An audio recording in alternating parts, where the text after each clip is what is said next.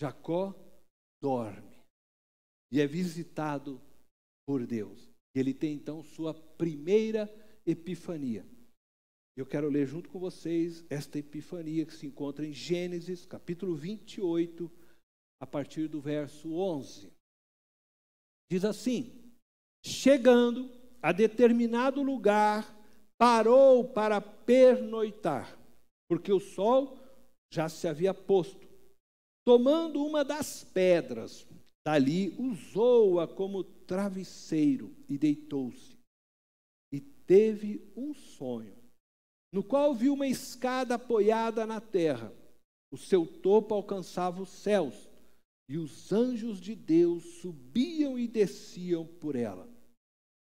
Ao lado dele estava o Senhor, que lhe disse: eu sou o Senhor, o Deus de seu pai Abraão e o Deus de Isaque. Darei a você e a seus descendentes a terra na qual você está deitado. Seus descendentes serão como o pó da terra e se espalharão para o oeste e para o leste, para o norte e para o sul. Todos os povos da terra serão abençoados por meio de você e da sua descendência. Estou com você e cuidarei de você, aonde quer que vá, e eu o trarei de volta a esta terra. Não o deixarei, enquanto não fizer o que lhe prometi. Quando Jacó acordou do sono, disse: sem dúvida, o Senhor está neste lugar, mas eu não sabia. Esta é uma experiência de epifania, uma visitação extraordinária de Deus, da qual Jacó então percebe a presença real de Deus naquele lugar. Vamos destacar aqui algumas lições desta epifania, vivida então por Jacó. A primeira lição: Deus se apresenta a Jacó. É interessante isso. Deus se apresenta como Deus de seu avô e de seu pai. Jacó ainda não conhecia a Deus. Possivelmente, e acredito que sim, ele já tinha ouvido sobre Deus e as suas promessas feitas ao seu avô Abraão e que foram depois transferidas ao seu pai Isaque. Contudo, pela vida de Jacó, um enganador, trapaceiro, podemos dizer que Deus ainda não tinha para ele valor algum. Ele confiava nos seus próprios meios, nos seus métodos, nada justos, mas ele confiava nos seus métodos, acreditava no seu próprio potencial. Então, Deus nada representava para ele, neste momento de sua vida. Jacó vivia por conta, tomava suas decisões baseadas em seus valores. Este era Jacó. Ele era, em outras palavras, neto de crente, filho de crente, mas não tinha intimidade com Deus. Jacó vivia uma relação distante com o Deus de seus pais, Abraão e Isaque. Entretanto, ele desfrutava da bênção do Deus de seus pais. Contudo, querido, ser filho de crente não o torna crente. Ainda que a bênção de Abraão alcançasse Jacó, mas isso não tornava Jacó um crente. E você não pode viver uma relação com o Deus de seu pai. Você não pode viver uma relação com o Deus da sua mãe, ou com o Deus do pastor. Você precisa tomar uma decisão de viver uma relação com Deus pessoal, aonde este Deus se torne então o seu Deus. E aí você possa orar e dizer: meu Deus, meu Pai. Você precisa fazer isso. Tornar esta relação pessoal. Aceitar Jesus Cristo como Senhor da sua vida, o seu Deus. Não ficar orando, falar, ó Deus de papai, ó Deus da mamãe. Não, Senhor meu Deus, eu me prostro porque eu te reconheço como Deus da minha vida também. O Senhor foi Deus de Abraão, foi Deus de Isaac, mas o Senhor é meu Deus agora também. Você precisa tomar uma decisão pessoal na sua vida e se entregar a Jesus Cristo, entregar sua vida inteiramente a Ele. Ele precisa ser o seu Deus. A segunda lição, Deus transfere para Jacó a promessa feita a Abraão e a Isaac. Jacó herdou a promessa que foi dada ao seu avô e ao seu pai. Assim como Abraão e Isaac, Jacó não tinha feito nada para merecer esta promessa. Nada. Pelo contrário, né? Pelo que nós vimos na história. Ele merecia o castigo de Deus pela sua malandragem, pela sua astúcia. Entretanto, Deus não o escolheu por ele ser o melhor filho. Jacó foi escolhido quando ainda estava lá no ventre de sua mãe. Deus o escolheu por sua graça e fidelidade à promessa que havia feito a Abraão e a Isaac. Da mesma forma, Deus transferiu a você, a mim, a vitória de Jesus na cruz sobre o pecado, sobre o diabo, sobre a morte.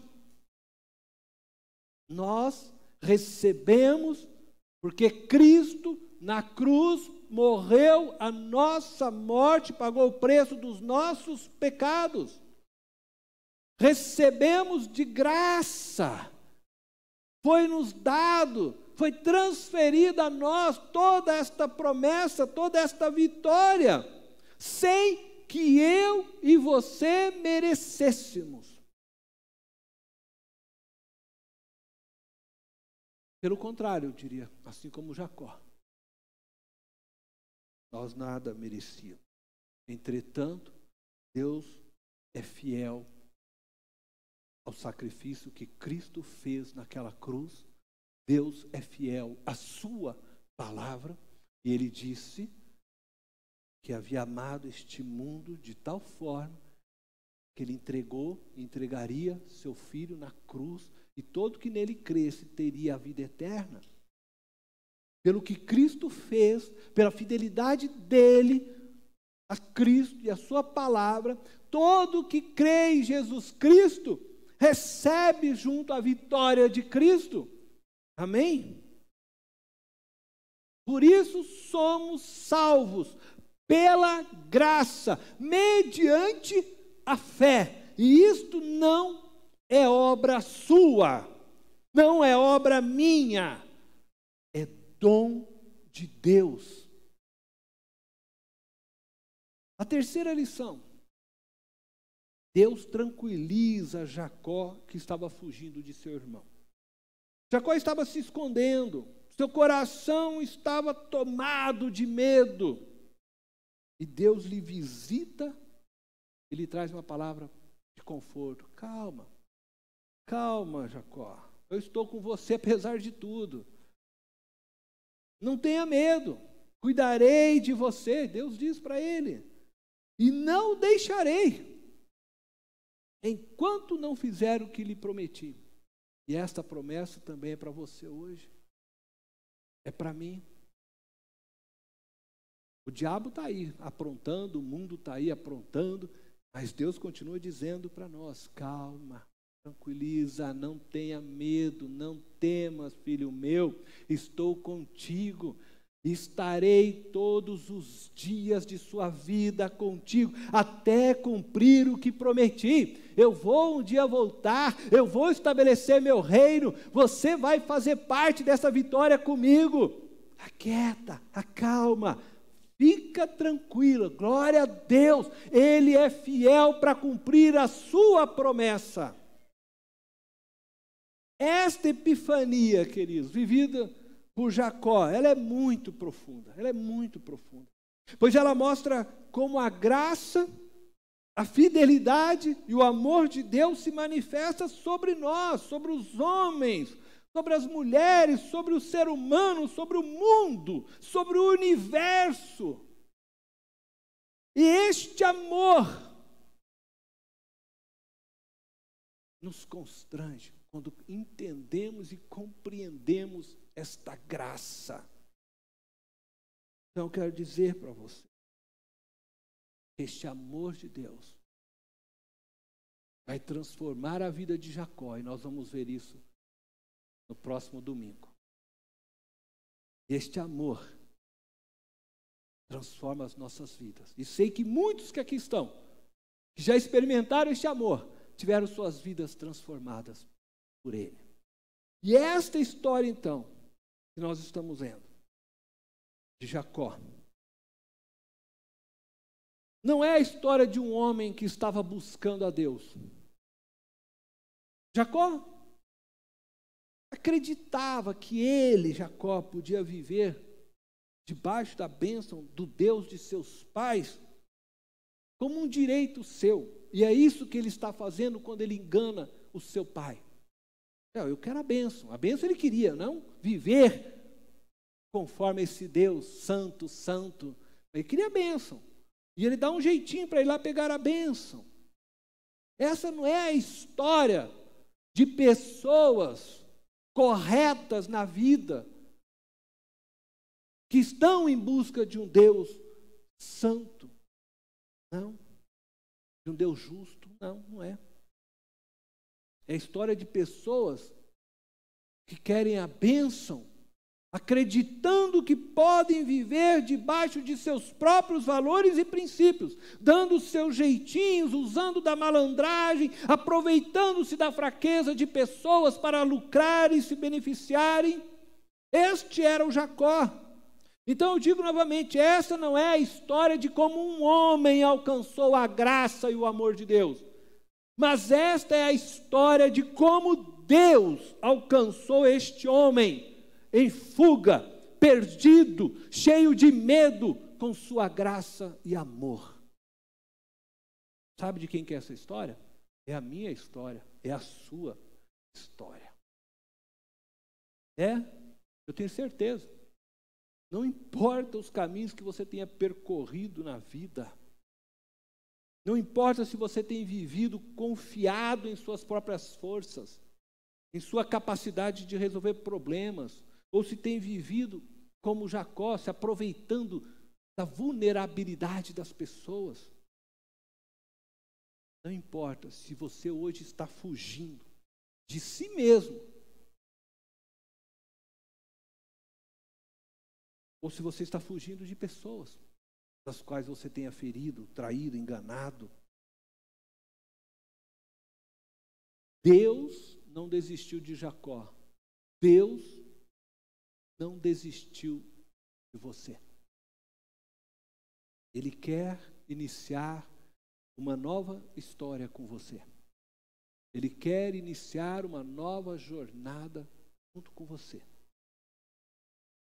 A nossa história, querido, só pode ser contada na perspectiva de Deus, como Deus nos escolheu, apesar de quem somos. Ele te escolheu. Ele te escolheu. Não porque você é bonzinho, não porque você é bonitinho, não porque você tem olhinhos verdes. Não. Ele te escolheu por amor ao seu filho naquela cruz. Porque ele escolheu o filho, e todos que creem no filho, ele abraça e transforma em seus filhos também.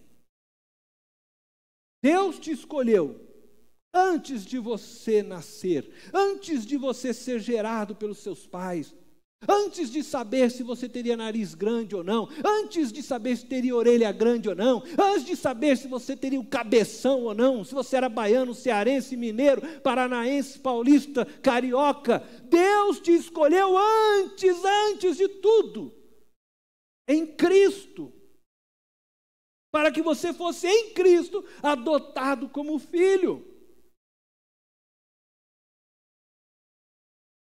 Isso, querido, significa que Deus te escolheu antes de saber se você o aceitaria ou não. Existem pessoas que gostam de dizer, não, mas Deus escolheu o fulano, aquela pessoa, porque ele já sabia de antemão que ele ia aceitá-lo.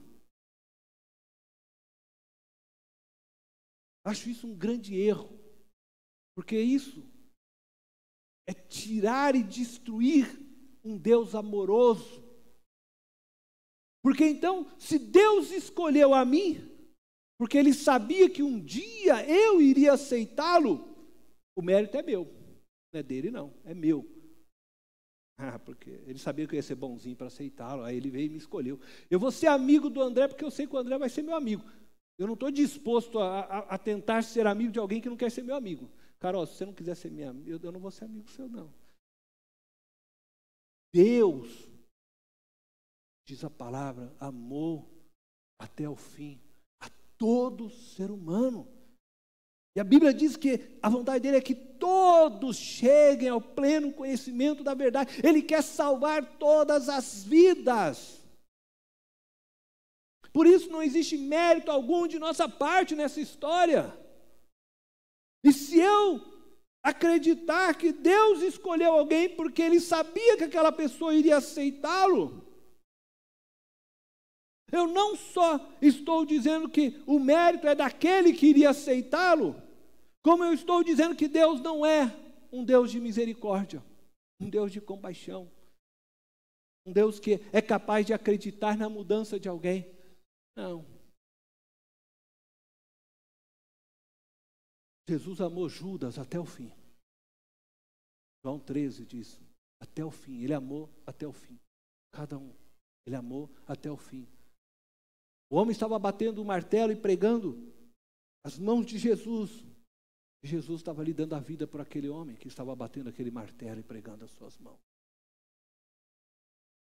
Deus amou a todos, nos escolheu, não pelo que fazemos, não pelo que somos, não por mérito algum da nossa parte, mas pela sua fidelidade, que antes da fundação do mundo, Ele escolheu o seu Filho, e no seu Filho Ele disse, todos que nele crê, terão vida eterna, todos que nele crê, terão vida eterna, todos que nele crê, terão a vida eterna, porquanto Deus amou o mundo, que Deus enviou o seu Filho unigênito, para que todo que nele crê, tenha a vida eterna, amém?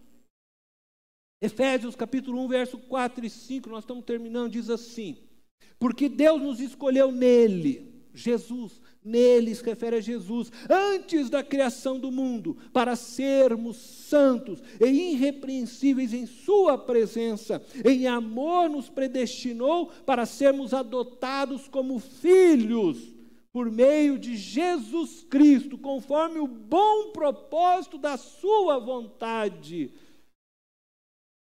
Oh, glória, nós somos predestinados para sermos adotados em Cristo como filhos. Deus quis e Deus te escolheu antes de você existir. Ele já tinha te escolhido. Então, se hoje você escolheu Deus na sua vida, é porque Ele já tinha te escolhido muito antes em Cristo Jesus. Entregou o Filho dele para morrer, porque todo que crê no Filho terá a vida eterna. É isso que constrange, quando a gente entende isso, quando a gente compreende isso. Eu quero concluir então dizendo a você que Deus te ama.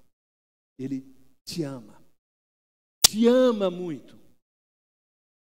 E saiba que no decorrer de sua vida, na sua história, nos dias bons ou maus, de alegrias ou tristezas, de vitórias ou de derrotas, de prazeres ou de dores, Deus sempre esteve com você lá.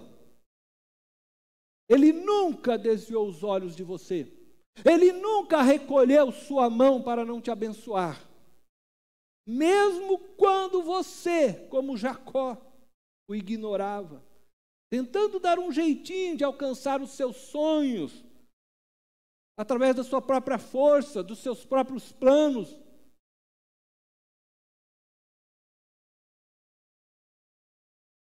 Deus nunca deixou de amá-lo. Nunca.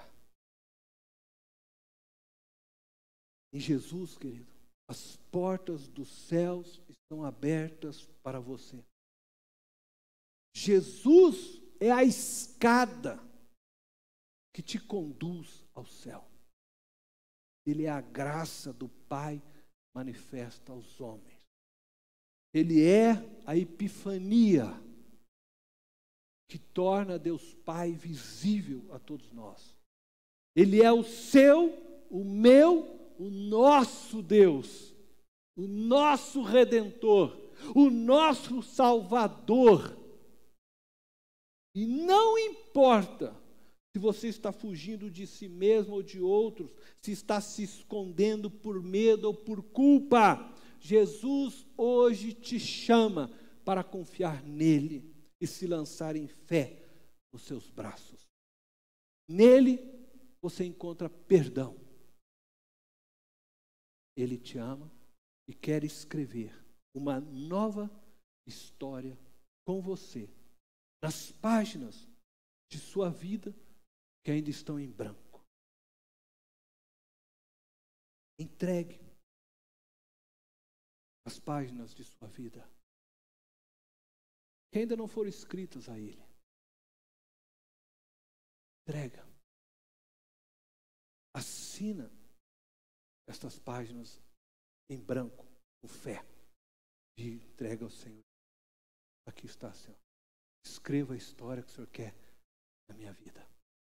Eu confio, o Senhor é o meu Deus. Feche os teus olhos.